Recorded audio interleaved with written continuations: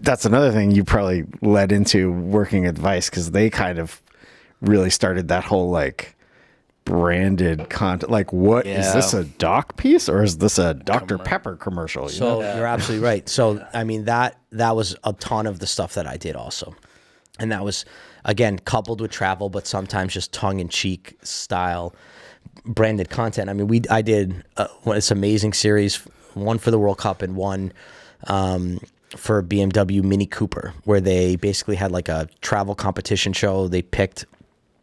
They had a host for the show, and then there would be a winner contestant that would travel with the host, and they would be given a Mini Cooper to go around and tell the story, whatever the story might be. So like Jamaica, we did voodoo, the history of that. We did, in Peru, we did scissor dancers. In Sweden, we did like micronations. In South Africa, we did Kwaito, which is like the taxi drivers, the music that they play in taxis to like promote artists. It's called Kwaito music. So we did all these like really awesome docs, and then just mixed in, you know, the branded content part of it, which, you know, I guess started to happen more in like even movies. They started to really do more ad placing stuff. And so Vice kind of had this real niche of like being able to grab, you know, brands and companies and incorporate them into the Vice style. Like how many times after even Vice, or like during the time that I was working with Vice, that a producer would call me to book me for like a completely other gig and be like, I want it to look like Vice. Yeah, that was a. And I'm like, okay, sure, just send me out there with a camera, and we'll see what happens. I got my bags. I'm on the plane. Yeah, like I didn't. Sometimes I was just like, I don't know what the fuck that. Like I get it. Like I understood what it meant. I understood like the tonal vibe of it. I understood what they were looking for, but to me that was just like what I did like all those years. It was like go out there, shoot a story, get all the B-roll, get all the coverage, get the host reads, do the shots of the car that you have to get. You know, you have your lookbook of what you need to, you know, what angles of the car need to happen, what driving shots need to happen. Like we had at that time, we had these like crazy, you know, rigging. Like it was me and another camera girl, like my another DP, this woman Karen. She was amazing. It was me and Karen, the producers, the brand team, but like we were still, as far as like the people who were doing the actual production, we were two people. Yeah. You know what I mean? And one like local PA.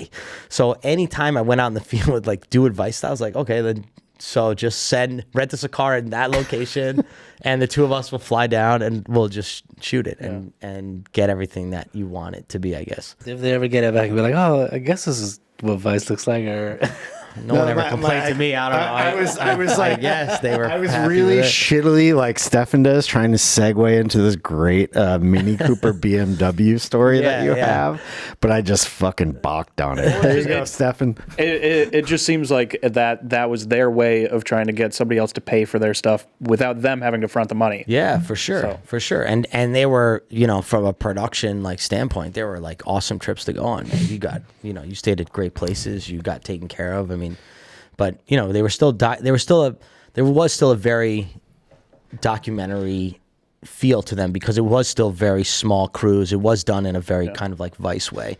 Like the Peru thing we were just talking about, we were transitioning to was, you know, we had these two cars that would come with us on every location that we got to. The first day, the first country, like when we were in Japan, it didn't matter where we were. When we landed, the first thing we had to do was go to customs and pick up these cars. Because What was this? This was the Mini Cooper job? The Mini Cooper job. So there were two brand new small Mini Coopers, like non-released yet, like Small, aren't they? They're all small. well, yeah, I guess, yeah. Smaller. I don't know if they were smaller, but they were definitely one door. Yeah. The I guess the marketing behind it was to pitch this vehicle to like a specific genre of like male was really like the appeal. Like let's get like, you know, the 18 to 24-year-old like younger driver here. So it was like, let's shoot these cool vignette, cool documentary stories out in all these countries. So every time we land in a country, car gets sent to customs. We got to go there. We got to sign the paperwork. We got to pull these cars out of customs so that we can use them. At the end of every shoot, you drop them off at customs, and the rumor was that these cars then got crushed and What? and trashed. What? That's what I heard, because they're not they're not like full blown vehicles. They're not like technically not street They're legal. in, but I think they're I not see. like It's a by prop. the right. Yeah, it's a Yeah, prop. theoretically, it's like kind of like a prop for us. Fully functional, it drives, but also not fully functional because they don't have spare tires in Fucking them. expendable. So it's an expendable, a very expensive expendable. So we were in Peru and we were doing a story on this village in called Andamarca, which is like up in the mountains of Peru, like very, very outside of Lima.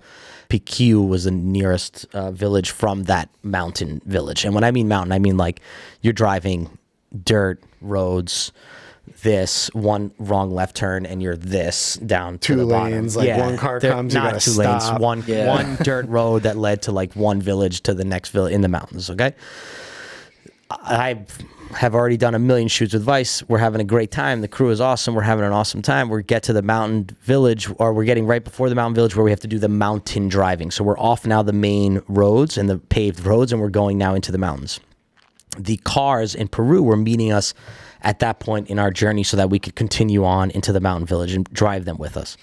Well, this 18-wheeler tractor trailer with 2 cars on the back pulls up to this dirt road and looks at the first turn and is like, we're not gonna make this turn. Like, we all kind of like are watching this thing pull in, and you know, you just all look at each other like, oh shit, it's gonna be a long night. Like, now we have to figure out what we're doing with this car. So everyone's calling the agency people are calling the car people, and the car people are calling the Vice, and Vice is calling. And finally someone just is like, take the cars off the thing and we're gonna drive them ourselves. So now we have, again, like a fixer and the drivers that are driving us around, who are local guys who know the roads, who know what they're doing.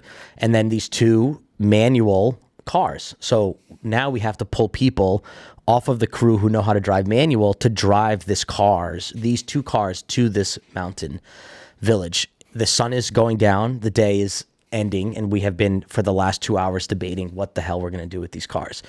Now the decision has been made, so I take first leg in I think the first or second leg in the first car, and there's another person driving the other car. And we drive them all the way to the mountain village. We shoot all of the whole documentary. Everything goes great. The car gets all the shots it needs. Now we have to drive it out of the mountain village. We can't leave 2 Mini Coopers in the middle of the mountains of Peru. So we start to drive back, and that is in the process of driving back, we get a flat tire on one of the vehicles. And so we're like, okay, cool, just pop the spare, whatever. So now we open up the vehicle. There's no spare tires, like nothing.